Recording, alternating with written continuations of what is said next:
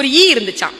அந்த ஈயினுடைய மம்மி அந்த ஈ கிட்ட சொல்லிச்சான், நீ எங்க வேணாலும் போ, இந்த பளபளன்னு ஒரு காகிதம் இருக்கும், அந்த காகிதத்துல மேல மட்டும் உட்காராத.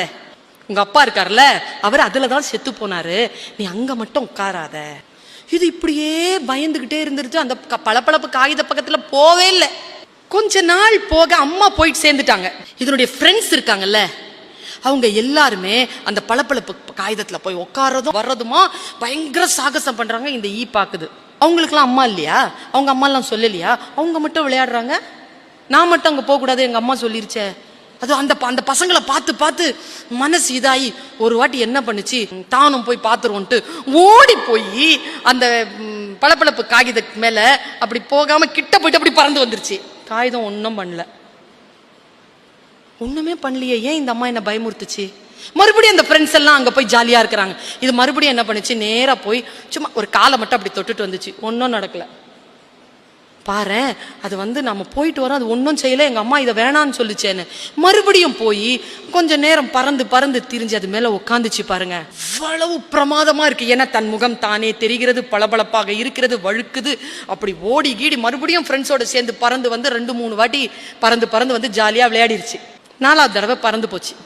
அது போய் ஜாலியா விளையாடுறேன்னு சொல்லிட்டு அதுல உட்காந்துச்சு. அந்த சுகத்துல படுத்து தூங்கிருச்சு. முழிக்குது.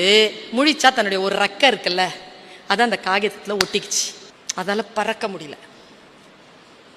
பறக்க இழுக்குது. கண்டிப்பா அது பறக்கணும்னா அந்த ரெக்கையை அது இழந்தாகணும். நான் இங்க கதையை நிறுத்துறேன். அது ரெக்கையை இழந்துச்சா வாழ்க்கையை இழந்துச்சாலாம் நான் கதை சொல்ல விரும்பல.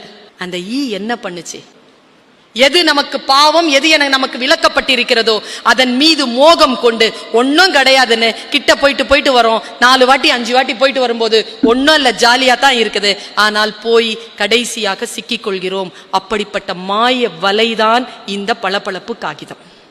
அந்த காகிதம் இருக்குல்ல, குடியாக இருக்கலாம், போதையாக இருக்கலாம், சிகரெட்டாக இருக்கலாம், தகாத உறவாக இருக்கலாம், இது எல்லாம் வலைகள்.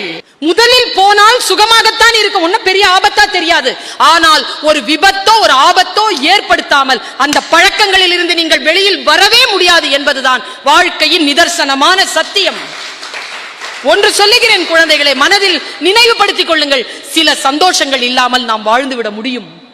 அந்த சந்தோஷம் என்கின்ற போதைக்குள் போய் சிக்குகின்ற பொழுது அதனால் வரக்கூடிய வேதனைகள் நம்முடைய வாழ்க்கையில் வராதபடிக்கு சிந்தித்து பார்த்து செய்கையை மாத்து. சிறுசா இருக்கையில் திருத்திக்கோ, தவறு சிறுசா இருக்கையில் திருத்திக்கோ. தெரிஞ்சும் தெரியாம நடந்திருந்தா அது திரும்பவும் வராம பார்த்துக்கோ.